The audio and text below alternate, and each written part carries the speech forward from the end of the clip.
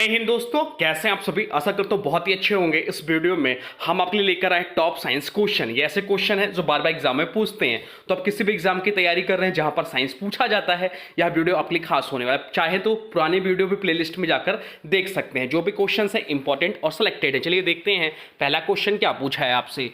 पहला क्वेश्चन पूछा है कौन सा न्यूक्लियोटाइड केवल आरएनए में पाया जाता है और डीएनए में नहीं। आपसे पूछा है कौन सा न्यूक्लियोटाइड केवल आरएनए में पाया जाता है, डीएनए में नहीं। आपके ऑप्शन है एडेनिन, साइटोसिन, यूरासिल या थाइमिन। तो राइट आंसर जो हो जाएगा वो हो जाएगा ऑप्शन सी, यूरासिल। डीएनए में थाइमिन होता है जबकि आरएनए में उसकी जगह यूरासिल होता है। आरएनए एक एकल श्रृंखला होती है। एमआरएनए, टीआरएनए और आरएनए इसके प्रकार हैं। चलते हैं अगले क्वेश्चन की ओर, देखते हैं अगला क्वेश्चन क्या पूछा है आपसे। अगला क्वेश्चन पूछा है सबसे पहले जीवित कोशिका को किसने देखा था। सबसे पहले जीवित कोशिका को किसने देखा था? रॉबर्ट हुक ने, लियोन हॉक ने, चार्ल्स डार्विन ने या लुई पास्चर ने। तो राइट आंसर जो हो जाएगा वो जाएगा ऑप्शन बी, लियोन हॉक ने देखा था। रॉबर्ट हुक ने मृत कोशिकाएं देखी थी 1665 में। लियोन हॉक ने जीवित जीवाणुओं और प्रोटोजोआ को देखा। उन्हें सूक्ष्मदर्शी का जनक कहा जाता है। लियोन हॉक को सूक्ष्मदर्शी का जनक कहा जाता है। चलते हैं अगले क्वेश्चन की ओर।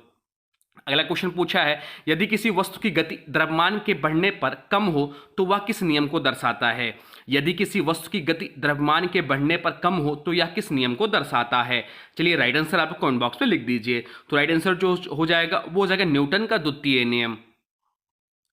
याद रखिए द्रव्यमान बढ़ने पर त्वरण जो होता है कम होता है। चलते हैं अगले क्वेश्चन की ओर। अगला क्वेश्चन आपसे पूछा है हिग्स बोसान कण को क्या उपनाम दिया गया है। हिग्स बोसान कण को क्या उपनाम दिया गया है। तो राइट आंसर जो हो जाएगा वो हो जाएगा ऑप्शन है गॉड पार्टिकल।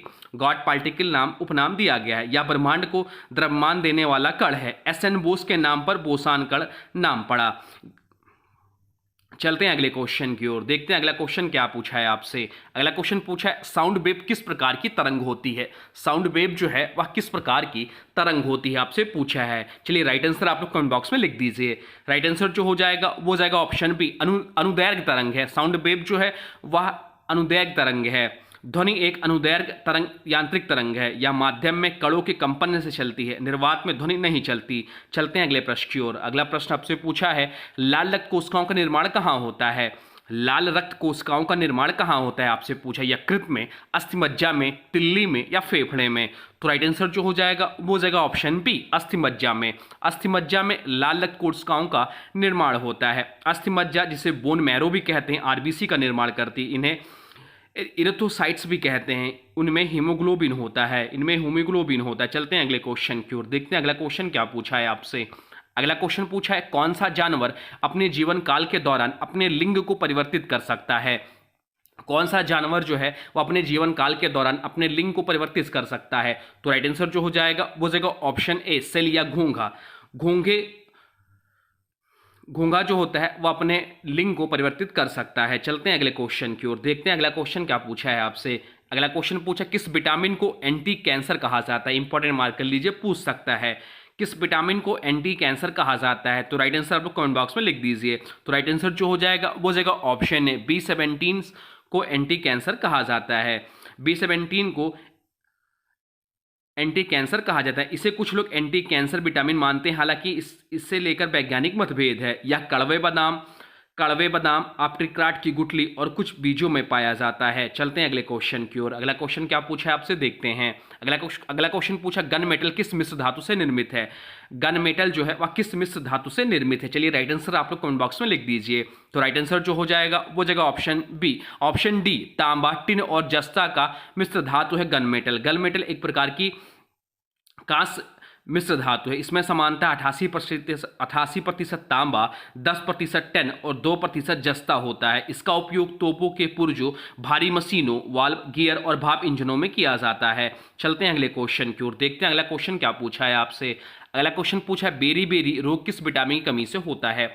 बेरी बेरी रोग जो है वह किस विटामिन की कमी से होता है। तो राइट आंसर जो हो जाएगा वो जाएगा ऑप्शन बी, विटामिन B1 की कमी से बेरी बेरी रोग होता है। बेरी बेरी रोग विटामिन B1 जिसे थियामिन भी बोलते हैं की कमी के कारण होता है। यह रोग मुख्य रूप से तंत्रिका तंत्र और हृदय प्रणाली को प्रभावित करता है। चलते हैं अगले क्वेश्चन की ओर, देखते हैं अगला क्वेश्चन क्या पूछा है आपसे। अगला क्वेश्चन पूछा सोडियम बाइकार्बोनेट जिसे बेकिंग सोडा भी कहते हैं का रासायनिक सूत्र क्या है। सोडियम बाइकार्बोनेट जिसे बेकिंग सोडा कहते हैं उसका रासायनिक सूत्र क्या है। यह पूछा है आपसे। तो इसका जो रासायनिक सूत्र होगा वो होगा ऑप्शन बी NaHCO3 बैंकिंग सोडिया या सोडियम बाइकार्बोनेट का रासायनिक सूत्र है। सोडियम बाइकार्बोनेट का रासायनिक सूत्र NaHCO3 होता है। इसे सामान्यतः बेकिंग सोडा कहा जाता है। इसका उपयोग खाने में खमीर के रूप में, दंत चिकित्सा में और अम्लीयता को कम करने के लिए किया जाता है। चलते हैं अगले क्वेश्चन की ओर, देखते हैं अगला प्रश्न क्या पूछा है आपसे। अगला क्वेश्चन पूछा है मनुष्य में जन्म के बाद कौन सी कोशिकाएं विभाजित नहीं हो सकती। मनुष्य में जन्म के बाद कौन सी कोशिकाएं विभाजित नहीं हो सकती। आपके ऑप्शन है तंत्रिका कोशिकाएं, रक्त कोशिकाएं, कंकाल मांसपेशी कोशिकाएं या त्वचा की कोशिकाएं। तो राइट आंसर जो हो जाएगा वो जगह ऑप्शन है तंत्रिका कोशिकाएं जो है जन्म के बाद यह कोशिकाएं विभाजित नहीं हो सकती। तंत्रिका कोशिकाएं जन्म के बाद अधिकांश विभाजन नहीं करती। ये कोशिकाएं न्यूरोनल नेटवर्क बनाकर शरीर में संदेश भेजने का काम करती हैं। अन्य कोशिकाओं जैसे त्वचा, रक्त और मांसपेशी कोशिकाएं विभाजित हो सकती हैं। चलते हैं अगले क्वेश्चन की ओर, देखते हैं अगला प्रश्न क्या पूछा है आपसे। अगला क्वेश्चन पूछा है निम्नलिखित में से कौन सा हार्मोन पौधों का तनाव हार्मोन है। निम्नलिखित में से कौन सा हार्मोन पौधों का तनाव हार्मोन है। तो राइट आंसर जो हो जाएगा वो हो जाएगा ऑप्शन सी एब्सिसिक एसिड जो है यह हार्मोन जो है पौधों का तनाव हार्मोन है। एब्सिसिक एसिड जो है पौधों में तनाव स्ट्रेस हार्मोन के रूप में काम करता है। यह सूखे, ठंडे और नमक तनाव जैसी परिस्थितियों में पौधों को बचाने में मदद करती है। एबीए पौधों में पानी की कमी पर स्टोमेटा को बंद कर पानी की रक्षा करता है। चलते हैं अगले क्वेश्चन की ओर, देखते हैं अगला क्वेश्चन क्या पूछा है आपसे। अगला क्वेश्चन पूछा है निम्नलिखित में से किस धातु का उपयोग आतिशबाजी में शानदार सफेद रोशनी बनाने के लिए किया जाता है। आपसे पूछा है निम्नलिखित में से किस धातु का उपयोग आतिशबाजी में शानदार सफेद रोशनी बनाने के लिए किया जाता है। आपके ऑप्शन स्ट्रांसियम, सोडियम, मैग्नीशियम या कापर। तो राइट आंसर जो हो जाएगा वो जाएगा ऑप्शन सी मैग्नीशियम। मैग्नीशियम धातु बहुत तेज और चमकीली सफेद लौ उत्पन्न करती, इसलिए इसका उपयोग आतिशबाजी और प्लेयर लाइट्स में सफेद रोशनी बनाने के लिए किया जाता है। बाकी स्ट्रांसियम जो है लाल रंग, सोडियम जो है पीली और कापर जो हरी नीली रोशनी देता है। चलते हैं अगले क्वेश्चन की ओर, देखते हैं अगला क्वेश्चन क्या पूछा है आपसे। अगला क्वेश्चन पूछा है निम्नलिखित में से कौन सा महत्वपूर्ण एस्क मैग्नीशियम का है। निम्नलिखित में से कौन सा महत्वपूर्ण एस्क मैग्नीशियम का है। तो राइट आंसर जो हो जाएगा वो जाएगा ऑप्शन बी डोलोमाइट।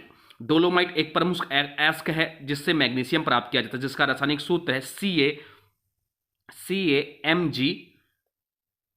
CaMgCO3 का होल ट्वाइस। इसका रासायनिक सूत्र है। डोलोमाइट से मैग्नीशियम ऑक्साइड और अन्य यौगिक तैयार किए जाते हैं। इसका उपयोग धातु उद्योग, कांच निर्माण और कृषि में होता है। अन्य जो ऑप्शन दिया बाक्साइट एल्यूमिनियम का एस्क है, हेमेटाइट लो का एस्क है और सिडेराइट जो है लो का एक और एस्क है। चलते हैं अगले क्वेश्चन की ओर, देखते हैं अगला क्वेश्चन क्या पूछा है आपसे। अगला क्वेश्चन पूछा है निम्नलिखित में से कौन सा एक जल में घुलनशील विटामिन है। निम्नलिखित में से कौन सा एक जल में घुलनशील विटामिन है। तो राइट आंसर जो हो जाएगा वो जाएगा option D vitamin C. Vitamin C जिसका रासायनिक नाम है एस्कॉर्बिक एसिड, यह एक जल में घुलनशील विटामिन है। यह शरीर में संग्रहित नहीं होता, इसलिए इसकी नियमित आपूर्ति आवश्यक है। यह प्रतिरक्षा प्रणाली को मजबूत करता है और स्कर्वी रोग से बचाता है। अन्य विकल्प जो है विटामिन ए, डी, ई के, ये सभी वसा में घुलनशील विटामिन हैं। चलते हैं अगले क्वेश्चन की ओर, देखते हैं अगला क्वेश्चन क्या पूछा है आपसे। अगला क्वेश्चन पूछा है मानव के कुल रक्त आयतन में प्लाज्मा का प्रतिशत लगभग कितना है। मानव के कुल रक्त आयतन में प्लाज्मा का प्रतिशत लगभग कितना है आपसे पूछा है। इसका जो राइट आंसर हो जाएगा वो जाएगा ऑप्शन सी 55% है। मानव शरीर में कुल रक्त आयतन का लगभग 55% भाग प्लाज्मा होता है। शेष 45 भाग में रक्त कोशिकाएं होती हैं, जैसे लाल रक्त, श्वेत रक्त और प्लेटलेट्स। प्लाज्मा एक पीले रंग का तरल होता है जिसमें पानी लगभग 90 से 92%, protein, glucose, hormones, enzyme, based उत्पाद आदि घुले होते हैं। चलते हैं अगले क्वेश्चन की ओर, देखते हैं अगला क्वेश्चन क्या पूछा है आपसे। अगला क्वेश्चन पूछा इंसुलिन की खोज किसने की थी। इंसुलिन की खोज किसने की थी। तो इंसुलिन की जो खोज की थी वह की थी फ्रेडरिक बेंटिंग और चार्ल्स बेस्ट ने।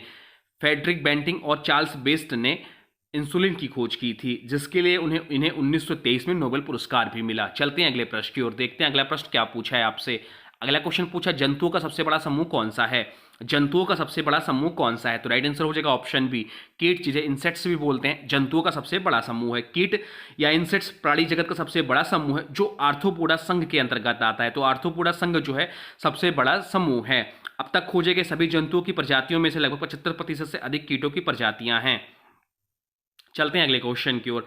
अगला क्वेश्चन आपसे पूछा लेंस की क्षमता का मात्रक एसआई यूनिट क्या है। लेंस की क्षमता का मात्रक एसआई यूनिट क्या है। तो राइट आंसर जो हो जाएगा, चलिए राइट आंसर आप लोग कमेंट बॉक्स में लिख दीजिए। तो राइट आंसर जो हो जाएगा वो जाएगा ऑप्शन सी डायोप्टर है। लेंस की क्षमता को डायोप्टर, जिसे कैपिटल डी से डिनोट करते हैं, से मापा जाता है। लेंस की क्षमता, यदि किसी लेंस की फोकस दूरी 1 मीटर है तो उसकी क्षमता 1 डायोप्टर होगी। धनात्मक क्षमता उत्तल लेंस के लिए और ऋणात्मक क्षमता अवतल लेंस के लिए होती है। चलते हैं अगले क्वेश्चन की ओर। अगला क्वेश्चन आपसे पूछा है कौको का अध्ययन किस में किया जाता है। कौको का अध्ययन किस में किया जाता है, यह आपसे पूछा है। तो कौको का जो अध्ययन किया जाता है वो माइकोलॉजी में किया जाता है। राइट आंसर हो जाएगा ऑप्शन सी, माइकोलॉजी में कौको का अध्ययन किया जाता है। माइकोलॉजी वह विज्ञान है जिसमें कौको का अध्ययन किया जाता है। इसमें कवक की संरचना, जीवन चक्र, वर्गीकरण और उपयोग और रोगजनक प्रभाव का अध्ययन किया जाता है। माइकोलॉजिस्ट वे वैज्ञानिक होते हैं जो कौको पर कार्य करते हैं। चलते हैं अगले क्वेश्चन की ओर, देखते हैं अगला प्रश्न क्या पूछा है आपसे। अगला प्रश्न जो पूछा है वो पूछा है गैल्वेनोमीटर के द्वारा क्या पता लगाया जाता है। गैल्वेनोमीटर के द्वारा क्या पता लगाया जाता है, तो राइट आंसर हो जाएगा ऑप्शन सी, विद्युत धारा का पता लगाया जाता है गैल्वेनोमीटर के द्वारा। चलते हैं अगले क्वेश्चन की ओर, देखते हैं अगला क्वेश्चन क्या पूछा है आपसे। अगला क्वेश्चन पूछा है लार ग्रंथियों के द्वारा निम्नलिखित में से कौन सा एंजाइम उत्पादित होता है। लार ग्रंथियों के द्वारा निम्नलिखित में से कौन सा एंजाइम उत्पादित होता है, तो राइट आंसर हो जाएगा ऑप्शन सी, टाइलिन, जिसे सैलिवरी एमाइलेज भी कहते हैं। लार ग्रंथियों एक एंजाइम टाइलिन या सैलिवरी एलाइमेज का उत्पादन करती है। यह एंजाइम मुख्य में ही भोजन में उपस्थित कार्बोहाइड्रेट्स को माल्टोज में तोड़ने का कार्य करती है। चलते हैं अगले क्वेश्चन की ओर। अगला क्वेश्चन देखते हैं क्या पूछा है आपसे। अगला क्वेश्चन पूछा निम्नलिखित में से कौन सी एक मिश्र धातु है। निम्नलिखित में से कौन सी एक मिश्र धातु है, लोहा, तांबा, कांसा या एल्युमिनियम, तो राइट आंसर हो जाएगा ऑप्शन सी, कांसा जो है एक मिश्र धातु है। कांसा एक मिश्र धातु है जो मुख्यतः तांबा और टिन को मिलाकर बनाई जाती है। या शुद्ध धातुओं की तुलना में अधिक मजबूत, टिकाऊ और जंग प्रतिरोधी होती है। बाकी अन्य विकल्प जो दिया है लोहा, तांबा, एल्युमिनियम, ये सभी शुद्ध धातुएं हैं। चलते हैं अगले क्वेश्चन की ओर, देखते हैं अगला क्वेश्चन क्या पूछा है आपसे। अगला क्वेश्चन पूछा निम्नलिखित में से कौन बायोगैस का एक प्रमुख घटक है। निम्नलिखित में से कौन बायोगैस का एक प्रमुख घटक है, तो राइट आंसर हो जाएगा ऑप्शन ए, मीथेन, जिसका रासायनिक सूत्र है CH4। बायोगैस मुख्य रूप से मीथेन, CH4 और कार्बन डाइऑक्साइड CO2 का मिश्रण होता है। इसमें से मीथेन गैस ऊर्जा का प्रमुख स्रोत होती है जो जलने पर ऊर्जा प्रदान करती है। चलते हैं अगले क्वेश्चन की ओर, देखते हैं अगला क्वेश्चन क्या पूछा है आपसे। अगला क्वेश्चन पूछा है किस रक्त समूह के व्यक्तियों को सार्वभौमिक दाता कहा जाता है, जिसे यूनिवर्सल डोनर भी कहते हैं, आपसे पूछा है। तो राइट आंसर हो जाएगा ऑप्शन डी, ओ को यूनिवर्सल डोनर या सार्वभौमिक दाता कहते हैं। रक्त समूह ओ को, ओ के व्यक्तियों का रक्त किसी भी रक्त समूह के व्यक्ति को दिया जा सकता है, इसलिए इन्हें सार्वभौमिक दाता कहा जाता है। जबकि ए बी रक्त समूह के लोग सार्वभौमिक ग्राही यूनिवर्सल रिसिपेंट होते हैं, क्योंकि उन्हें रक्त में दोनों प्रकार के एंटीजन होते हैं। चलते हैं अगले क्वेश्चन की ओर, देखते हैं अगला क्वेश्चन क्या पूछा है आपसे। अगला क्वेश्चन पूछा है साबुन को जल में घोलने पर जल के पृष्ठ तनाव पर क्या प्रभाव पड़ता है। आपसे पूछा है कि साबुन को जल में घोलने पर जल के पृष्ठ तनाव पर क्या प्रभाव पड़ता है, सरफेस टेंशन क्या होगा, तो राइट आंसर हो जाएगा ऑप्शन बी, पृष्ठ तनाव जो है वह घट जाता है। चलते हैं अगले क्वेश्चन की ओर, देखते हैं अगला क्वेश्चन क्या पूछा है आपसे।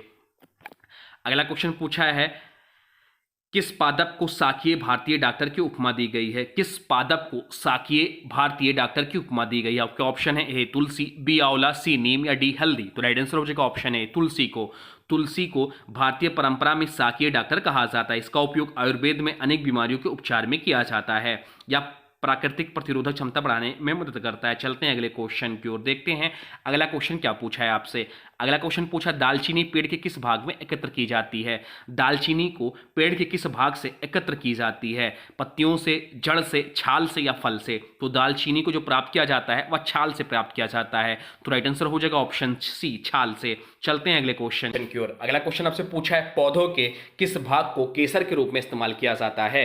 पौधे के किस भाग को केसर के रूप में इस्तेमाल किया जाता है, आपके ऑप्शन है पत्तियां, जड़, स्त्री केसर या फल, तो राइट आंसर जो हो जाएगा वो जाएगा ऑप्शन सी, स्त्री केसर के भाग को केसर के रूप में इस्तेमाल किया जाता है पौधे में। तो ये रहे टॉप 30 साइंस के प्रश्न जो बार बार एग्जाम में पूछे जाते हैं। आपका अब आज की वीडियो से क्वेश्चन, इसका राइट आंसर आप लोग को बताना है। आज की वीडियो से प्रश्न है कौको का अध्ययन किस में किया जाता है, कौको का अध्ययन क्या कहलाता है, आपसे पूछा है। तो इसका जो भी राइट आंसर होगा कमेंट बॉक्स में जरूर बताइएगा। साथ साथ वीडियो कैसा लगा इसके बारे में भी जरूर बताइए। कोई सुझाव हो तो वह भी कमेंट बॉक्स में लिख दीजिए। और हाँ देखिए, अभी तक आपने वीडियो को लाइक नहीं किया तो प्लीज वीडियो को लाइक कर दीजिए और चैनल पर नए चैनल को सब्सक्राइब भी कर लीजिए। चलिए मिलते हैं एक नए वीडियो में, तब तक के लिए thanks for watching railway exam target. For more update please subscribe railway exam target channel को। जय हिंद।